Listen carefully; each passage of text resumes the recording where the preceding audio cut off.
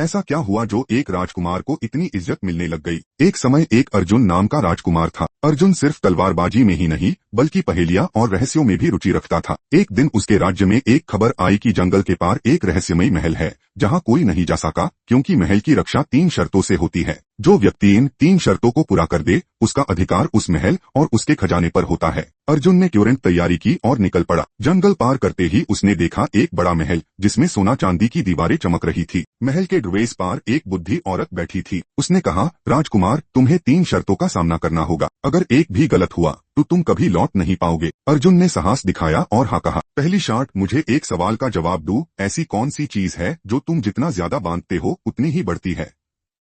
अर्जुन थोड़ा सोचा और बोला, खुशी। बुद्धि औरत मुस्कुराई। पहली शर्त पूरी हुई। बुद्धि औरत ने दूसरी शर्त बताई कि महल के अंदर एक कमरा है जहां अंधेरा है।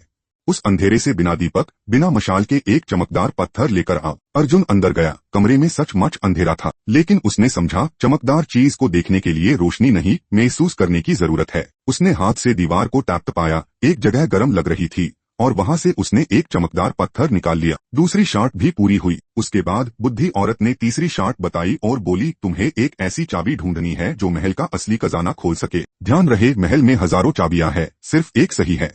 अर्जुन अंदर गया और देखा एक बड़ा कमरा जिसमें हजारों चाबियां लटक रही थी। तभी उसने देखा एक कोने में एक छोटी सी चिड़िया बैठी है जो बार बार एक छोटी चाबी को नोक से छूकर गायब हो जाती है। अर्जुन समझ गया, सही चाबी वही है जिसे प्रकृति संकेत दे रही है। जैसे ही उसने चिड़िया वाली चाबी उठाई और खजाने के दरवाजे में लगाई, दरवाजे खुल गए।